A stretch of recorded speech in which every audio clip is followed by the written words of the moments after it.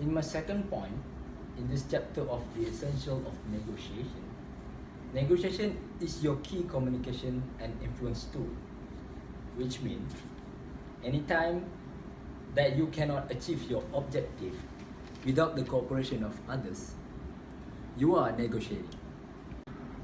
Next, I'm going to explain about the definition of negotiation that has been explained in our book of Negotiation, the Mind and the Heart.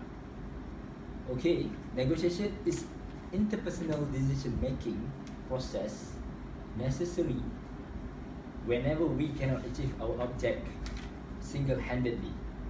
In the other hand, as described by William Ury, negotiation is preeminent form of decision-making in personal and professional life. The conclusion is negotiation include not only one-on-one business, but also multi-party, multi-company, multinational relationship. Some negotiation involve bargaining over few ringgit.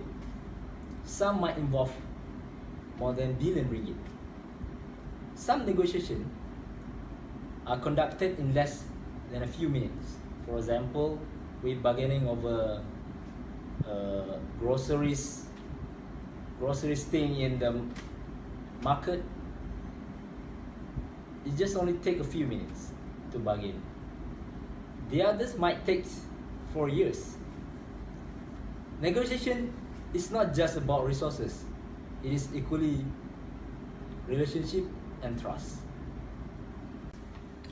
Hello, Assalamualaikum warahmatullahi wabarakatuh. My name is Muhammad IBM553 bin Zahari. So I'm going to present this chapter 1 of Negotiation, the Mind and the Heart to Madam Jennifer bin Saidon. Okay, so now I'm going to talk about what is negotiation. We as adult people are dealing with our everyday life routine, such as working to earn money, spending time with our family, buying food for them, cook for them. So basically, we're all doing the same thing, which is completing our basic needs or desire in our life. This situation were actually showing that everyone involved with negotiation nearly every day. We have to accept that, like it or not, you are a negotiator. Okay, Assalamualaikum warahmatullahi wabarakatuh. My name is Muhammad bin Namayedi. So today I will present about my part that is negotiation is core management skills. Okay, managers is very they important to know negotiate, and then negotiate. They have to know negotiate. Okay, in this they have a key resource effective negotiate skills. That is first dynamic nature of business. Number second is independence. Number 3 is economic force, information technology and globalization. So we go for number 1 first, that is dynamic nature of business. Most people that will not stay in one job. They will definitely find another job by time to time. It means that people must renegotiate their assistance in organizations through the career paths. Okay, most of people will not stay in one job. Okay, advent of the centralized business structure and absence of hierarchy decision making provide opportunities for managers, but they have also posed some daunting challenge. Okay, people must continually create possibilities, interest with others, and recognize the inventability of competitions both between the companies. Okay, manager must be in near constant mode of negotiating opportunities. Okay, negotiate comes play when into participate in important meeting. The managers also have to get a new assignments. The managers will lead a team and set priorities for the unit in their functions. Okay, the number 2 is independence. Okay, interdependence is people within the organization itself. Okay, people have to know to integrate interest and work across business.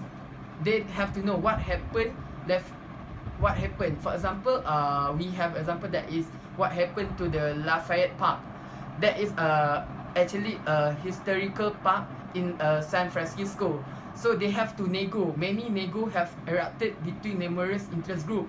So what people there concerned is about the park, and what will happen during the renovation. It will be a noise, and other organization that is historical society. They wanted to actually preserve the park.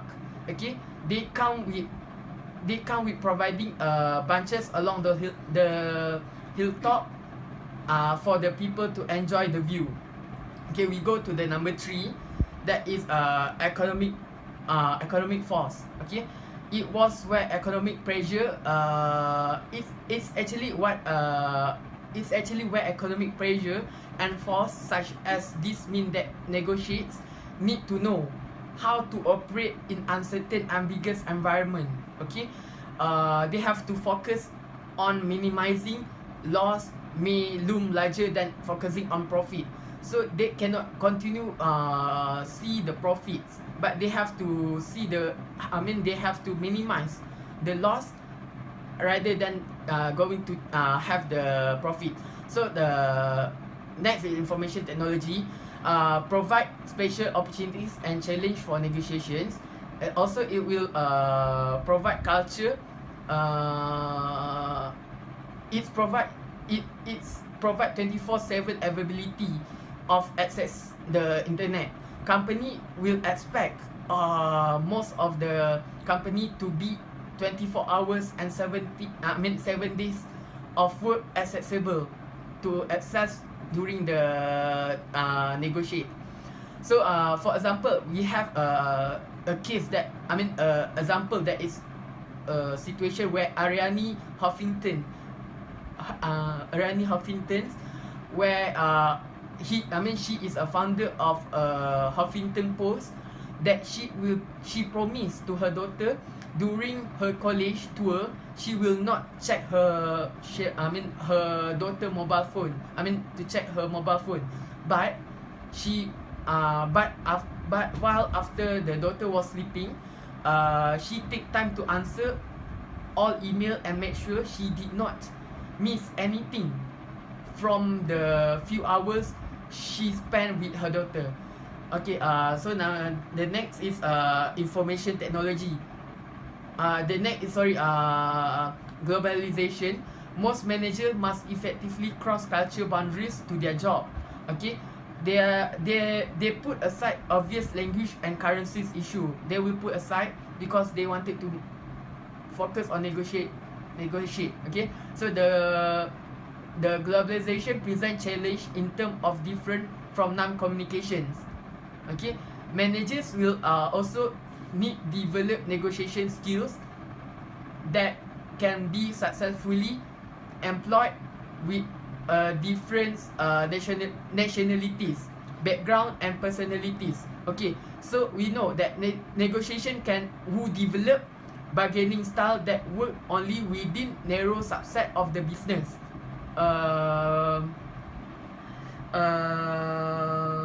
World will suffer unless they broaden their negotiate skill if it effectively work, okay, with different people across functional area and also different industries and also different culture. So that's all for my part. I will wish thanks to my lecturer for listening. Okay, now we move to the common negotiation mistake that we need to avoid when we want to making a deal. Okay, first of all is failing to prepare. I repeat, failing to prepare. Even if you have a clear idea about what you want from a negotiation process, you still need to at least prepare and make a short rehearsal about your arguments carefully. Because usually when we prepare, we will feel more confident, which is important in any negotiation process. If you can demonstrate your knowledge of the subject in question, the other party will take you seriously, and you will be less likely to forget something if you fully prepare. It is important to include everything in your negotiation, as it is extremely difficult to get new demands accepted after the negotiation has taken place. So, if we are entering into a group negotiation, first of all, we need to ensure that before the negotiation start, we need to sit down with all our team members beforehand and decide who is going to say what. Practice your pitch, clarify your argument, perhaps using some role play during the group negotiation. Discuss the other side is likely to say and what you prepare to compromise on. Make some short notes and bring the notes during meeting, especially in group negotiation, to avoid we are lost on our point during the negotiation. This is the first one, which means failing to prepare. Okay, now we move to mistake number 2, which is not building a good relationship. There may be some occasion when you have to go into a negotiation call, so you are unaware of the other side wishes, but try at least to establish a good relationship with the other party. If we can, maybe we can start with just making small talk, then out of topic, in order to build some trust and give we a better insight into his or her goals, ambition, or even fears about the negotiation process. There might be some enough talking ahead, but you will more likely to reach a satisfactory agreement if you are establish a good relationship early on before the negotiation process start. Okay, the second one, mistake that we need to avoid is not building relationship. Okay, now we move to mistake number 3, which is being afraid to offend. Trying to secure the best deal for ourselves, for our team, or our organization can be very hard and very daunting. We may be scared of saying the wrong things, selling too early, or haggling. Perhaps we can find rejecting other people's proposal is very embarrassing and stressful, especially if our leadership style is more consensual than directive. As a solution, we can address this feeling by remembering that there's a difference between negotiation and arguing. Unlike an argument where each party makes the case for or against something, the main objective and aim of negotiation is for both sides to reach an mutual agreement. As both parties want different things, we can only arrive at this point through discussion of what you are and are not prepared to do. You can just it is just a normal part of negotiation process. Just be a normal, just treat the feeling like a normal part of negotiation process. So mistake number 3 that need to be avoid is being afraid to offend. Being afraid to offend. We move to mistake number 4, which is not listening. You need to listen to other person to be a successful negotiator. If you talk over him or ignore what he is saying, it will be much more harder to find areas of agreement. You will be also likely to put his back up. When you have a good listening skill, you can learn about what the other person wants, identify whether you have any shared interests, and work out how far apart your position are. Use active and emphatic listening technique to understand her or his motivation and interest. So mistake number 4 that we need to avoid during negotiation process is not listening. Mistake number 5 is not knowing your partner. The term partner, which is stand for best alternative to a negotiation agreement, originated in one researcher, which is Rogers, Fisher and William Urey's book. Essentially, even though your aim in negotiation is to get what you want, you need to decide what your next best alternative is. This means that you know when it is the best time to cut your losses and walk away from the negotiation. Decide on your own partner before you enter negotiation, and also make sure you know what a good outcome, even if you don't get exactly what you want in the negotiation process. Having a clear partner means you can push harder during negotiation and potentially get a better deal than you expected, because you keep your option open. You always keep hold firm on your option based on your partner. So mistake number 5 that we need to avoid during negotiation process is not knowing your partner. Okay, the last one, number 6. Mistake number 6 that we need to avoid during negotiation process is be caring too much. You need to care about the outcome of the negotiation, but not so much that you make a bad decision because you feel unable to walk away. In other words, keep your emotion in check. Keep your emotion in control. Practice intelligent emotion. Treat the process as a game and decide when to call it a day. If you can turn your back on the negotiation, you will also be a stronger bargaining position. If you can turn your back on the negotiation, you will also be in a stronger bargaining position should the other party decide to try again. This is because the ones will be on him to improve his offer. The possibility will be on him to improve his offer. So mistake number 6 that we need to avoid during negotiation process is be caring too much. Hi. Alright, I'm going to present on the issue of why people are ineffective negotiator. There is 4 reasons why people is not a good negotiator, ineffective negotiator. The first one is confirmation bias. The tendency of people to see what they want to see when appraising their own performance. This is our tendency to search and interpret the information in the way that confirms our perceptions. Henry Thoreau famously said, "We only see the world we look for." The confirmation bias often goes hand in hand with inattentional blindness. When we confront with complex information, we are likely to focus on information that is favorable to us. Alright?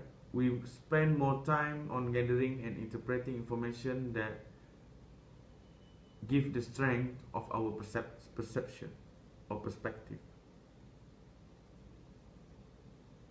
Are more likely we are believe on our own perspective, not others. So we want to listen to ourselves only. Miss the opportunity to find the agreement that benefit both of us. I mean, that benefit both of parties. A win-win situation. Another problem in negotiation that our own priorities may be differ from those our rival. For example, if the management of the company negotiating with the labor, it could be that management want to minimize the labor cost by reducing the wages, while labor wants a vacation or a training. So the negotiation doesn't meet. So everybody lose because we only pay attention that cannot maximize what everyone needs. Alright? As a result, whenever we are in the disagreement or in negotiation, it is important to take a step back to see and to figure out what the disagreement is really about. not only mentioning is about our side, but have to see also the other side of the coin. And about the second one, egocentrism. Egocentrism is the tendency of people to assume that other people view in this world is the same as they do. In negotiation, this reflected in the tendency of one side of conflict to assume that other people has the same priorities rather than looking for evidence of the other side priorities in the way the negotiation proceed. That means we only see that what we want is similar what others want, rather than we figure out or do some research on what other people is really needed, you know. So the negotiations and disagreement are difficult for many reasons. We set them up as antagonistic because what they want is similar is what we want, and so we assume that when we win and our rival will lose because we take what we want and also they cannot take what they want, similar for others. And sometimes we miss the opportunity. The third one is satisfaction, the opposite of optimizing. Alright, what is satisfaction? Satisficing in this context is we settle for something less than they could otherwise have. We satisfied too early. We easy to say Alhamdulillah before we get the optimum result of the negotiation. We really quick to make a judgment to just give what they are on the table only. Alright. Satisfaction is a decision-making strategy that aim for satisfactory or the adequate result only rather than the optimal solution. We aim too little. Alright. Rather than put a maximum effort towards attaining the most ideal outcome. Satisfying focus on pragmatic effort that confronted with task. This is because aiming for optimal solution may necessitate needless expenditure of time, energy and resources. The strategy can include adopting minimalist approach in regards to achieve the first attainable resolutions that meet basic acceptable outcome. Here the KPI, you just hit the KPI, it's already done. The negotiation already stopped and you're already happy with the result. But actually you can get more when you put your effort, spend your resources more and time. Satisfying is a narrow scope of options that are considered to achieve those outcomes, setting aside the option that would call more incentive or complex situation to get the optimal result. You don't want to work hard, or you don't want to get into trouble. Just meet the minimum satisfaction, you're already satisfied.